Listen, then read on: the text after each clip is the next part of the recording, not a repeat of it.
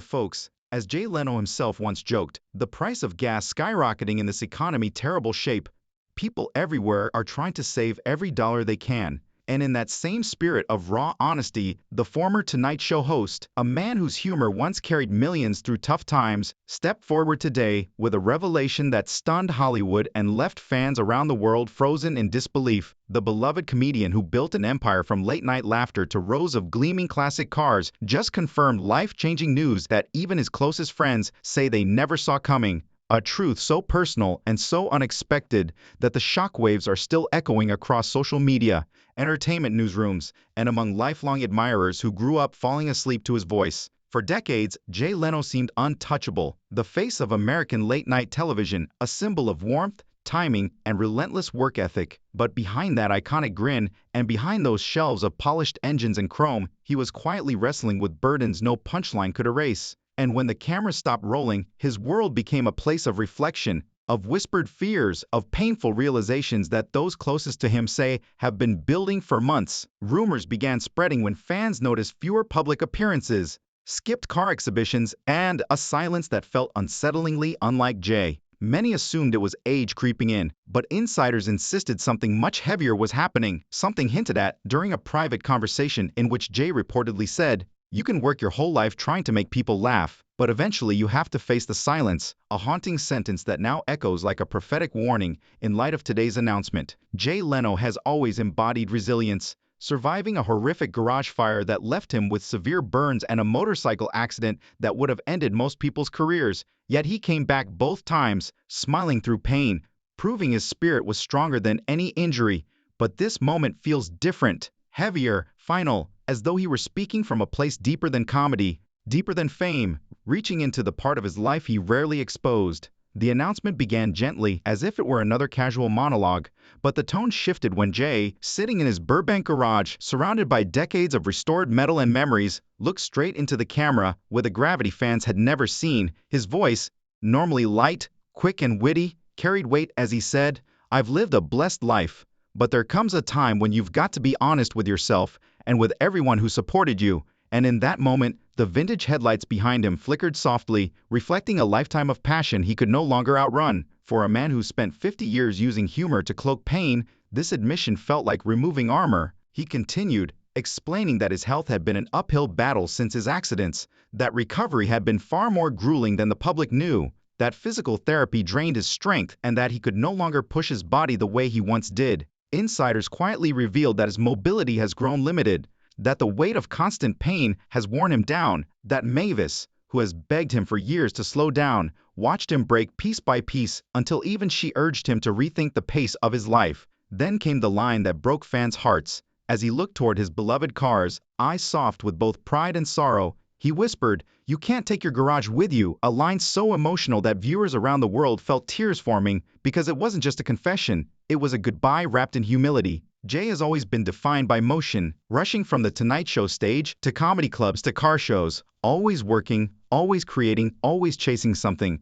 But for the first time, it sounded like he was preparing to let go of the race entirely. And then, with one long breath, Jay delivered the sentence that sent shockwaves across the industry. "I've decided it's time to let go," he said, his voice trembling slightly, and people watching live described the moment as surreal. The kind of moment where every sound in the room disappears and all that remains is the truth you never wanted to hear. Jay Leno, the man who outworked rivals, who survived disasters, who graced the screen night after night for generations, was announcing the unthinkable.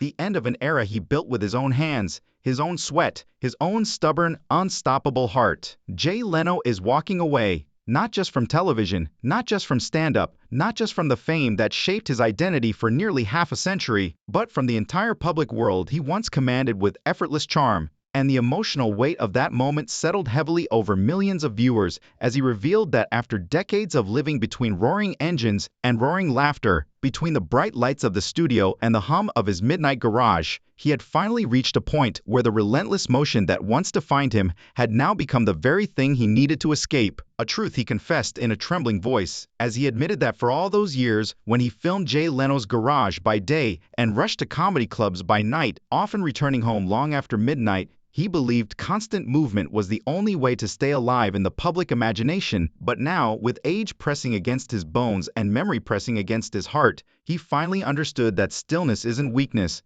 it's peace, a realization that shattered fans with its honesty. Within minutes of the broadcast, social media was flooded with heartbreak, gratitude, and disbelief. Jay Leno retiring trending worldwide as people expressed how much his voice had meant to their late nights and their lives. But the real shock came when he revealed how he planned to say goodbye.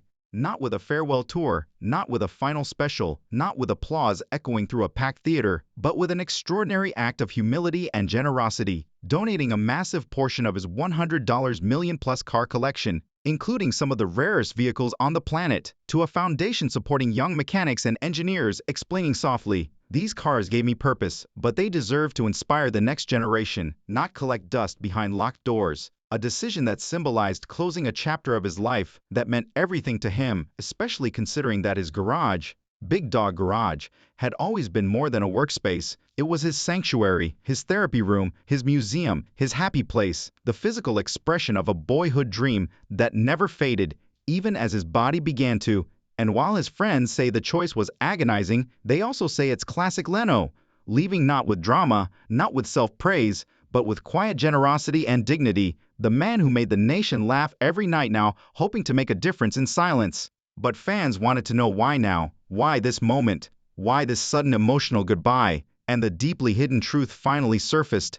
Ever since his nearly fatal accidents, the violent garage fire in 2022 that left him with third-degree burns on his face and chest, followed just weeks later by a motorcycle crash that shattered multiple bones, Jay had never truly been the same. Though he joked publicly about bad luck with gasoline and gravity, those close to him say the humor was a mask, hiding trauma, fear, and lingering pain that no amount of resilience could erase. The scars healed on the surface, but inside, the emotional toll carved itself into him in ways that worried his friends and even frightened his wife, Mavis, who after more than 40 years of marriage began noticing him becoming quieter, slower, more reflective, not depressed but awakened, a man finally confronting the one thing he avoided his entire life, his own mortality. Even as Jay tried to push forward, doctors warned him that another accident, another fall, another spark, another miscalculation could be catastrophic, and that his injuries had caused long-term complications affecting his nervous system, his balance, and his ability to endure long hours in the shop or on stage, the very things that made him who he was. Friends say he began settling his affairs months ago, arranging for his car collection to be placed into museums, charities, scholarships, and educational programs, fulfilling his lifelong belief in hard work, opportunity, and giving back. But when he spoke during the announcement and his voice cracked as he said, "There's something I haven't told anyone yet," everyone watching knew something deeper was coming. And then he finally revealed the painful truth that left the world silent. "I've been diagnosed with something that makes every day a little harder," he whispered, looking into the camera with eyes full of sorrow and acceptance. And though he didn't name the exact condition, insiders have confirmed that doctors advised him to step away from everything physically demanding. No long shoots, no long nights, no hours leaning over engines. Because his body is no longer able to keep up, the burns and fractures having created long-term neurological complications, and suddenly everything made sense. The slower walk fans noticed, the steadier pace, the quiet absences from car gatherings, the missing red carpet appearances. During the broadcast, Jay confessed that the hardest part of aging isn't fading fame, but realizing the body that carried him through decades of triumphs can suddenly betray him, saying, "Comedy kept me young, but pain has a way of reminding you that laughter doesn't stop time." Yet even in that moment, he refused to sound defeated. Instead, he smiled gently, holding back tears as he added, "I got to live my dream. Most people don't get that chance." And with those words, fans understood that this wasn't just a retirement, it was an emotional surrender to time, a final bow from a man who gave everything to the world and finally needed to give something to himself: rest, peace, and the grace to walk away with dignity. Jay Leno's revelation that he got to do it for over 40 years came not as a farewell drenched in sadness, but as a graceful, deliberate turning of the page from a man who has spent a lifetime racing between laughter and horsepower. And as he softened his voice to explain that he wasn't disappearing completely, just shifting his focus toward mentoring young comedians and aspiring mechanics, helping them shape their futures just as he once built his own with nothing but grit, humor, and an engine that wouldn't quit. Fans realized they were witnessing a moment of pure sincerity, a goodbye delivered on his own terms with the same humility and warmth that made him a national treasure. Yet before signing off, Jay dropped a line that sent shockwaves across Hollywood.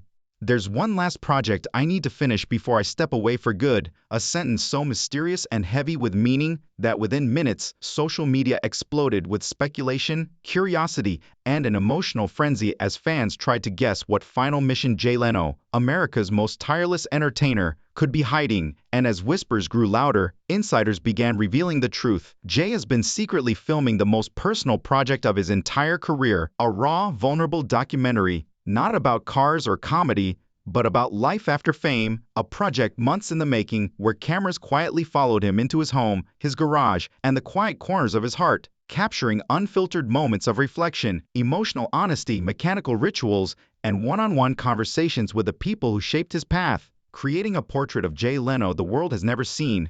Gone are the polished studio lights, the standing ovations, the punchlines. This time it's just Jay, a toolkit, a camera, and the truth. And the documentary, rumored to be titled The Last Ride, chronicles him restoring the very first car he ever purchased before he became famous, turning the restoration into a symbolic journey through his own life. And in his broadcast, Jay admitted, "It's not about horsepower anymore, it's about closure," a line that moved fans to tears because it reflected a man finally taking time to honor his own story instead of constantly performing for others. Producers close to the project say the documentary has become Jay's therapy, a way to merge storytelling and machinery into something meaningful, with each episode revisiting a chapter of his past, from the days he slept in his car as a struggling comic, to the Tonight Show years that made him a household name, to emotional interviews with his wife Mavis, who bravely opens up about their marriage and the toll Jay's nonstop career took on them both. Speaking with a honesty that stunned early viewers,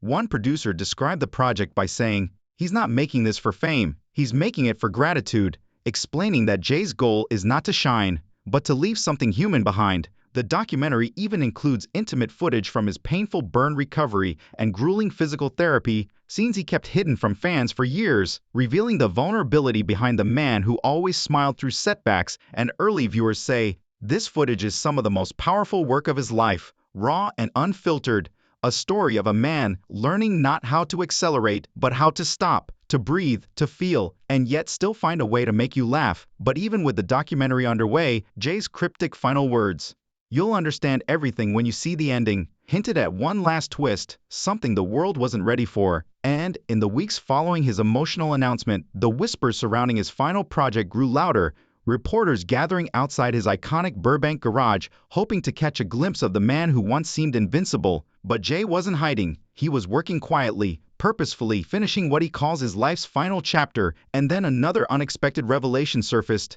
A handwritten letter that Jay intended to release only after the documentary, a deeply personal message that somehow leaked early and instantly went viral. In it he wrote, "For years I thought my job was to make people laugh when life wasn't funny. But what I've learned is that laughter is only half the story. The other half is love, the people you share the stage with, the audience who believes in you, and the woman who stands beside you when the lights go out." A confession so raw and honest that it shook fans to their core, because this wasn't Jay the performer or Jay the comedian, this was Jay the human being, naked and unfiltered for the first time in 4 decades.